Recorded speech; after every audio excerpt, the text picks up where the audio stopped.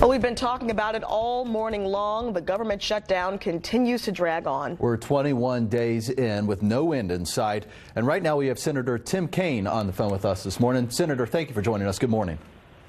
Dan and Ashley, good to be with you guys. It's a challenging day for people, as this is the first big payday that more than 800,000 people are going to start losing their pay. And affecting a lot of folks here in Hampton Roads. They want to know, do you see any path forward at this point to reopen the government, any kind of compromise at all? Well, there's growing momentum. Of course, the House has passed bills to reopen government.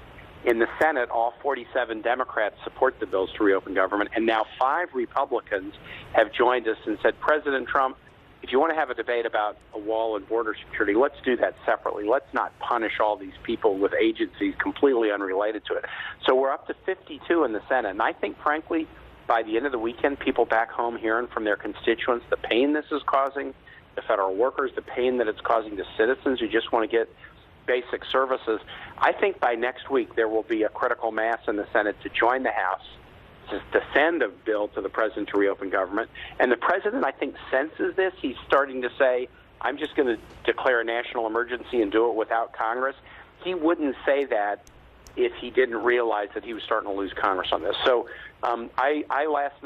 yesterday, I did something unusual. I objected to the Senate adjourning for the weekend. Normally, we would adjourn on Thursday. I objected to that and was able to then negotiate with the Senate leadership. They passed a bill to guarantee back pay to every federal worker affected by this shutdown and any future shutdowns. We passed it last night in the Senate. The House is going to pass it today. So we at least wanted to send to federal workers a little bit of a positive message on today, which is a tough day for so many.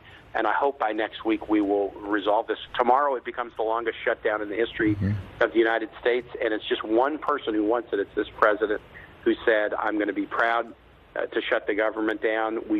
But enough members of Congress are now speaking up against it with the pain that people are feeling. I hope by next week we'll find a way out.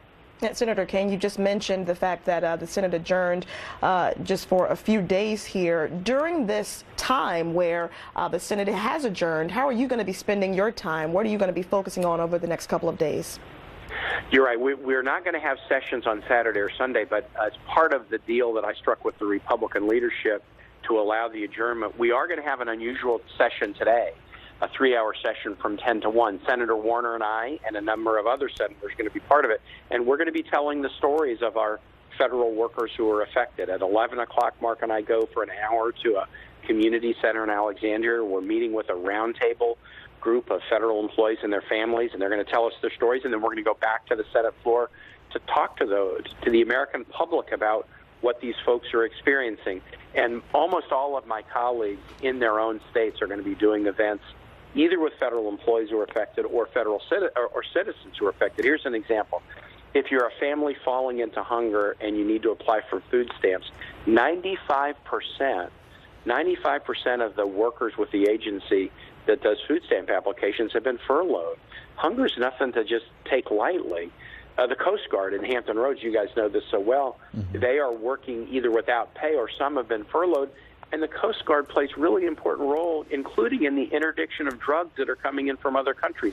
Why would you shutter the Coast Guard to make a point about the need for border security? It's absolutely insane, and we have to stop it as soon as we can. Senator, a whole lot to watch, especially in the coming days, as it does enter into what is likely to be the longest shutdown in U.S. history. We thank you for joining us this morning. Hope to talk with you again soon. Look forward to it. Thanks, guys. Thank you. We're going to shift gears now.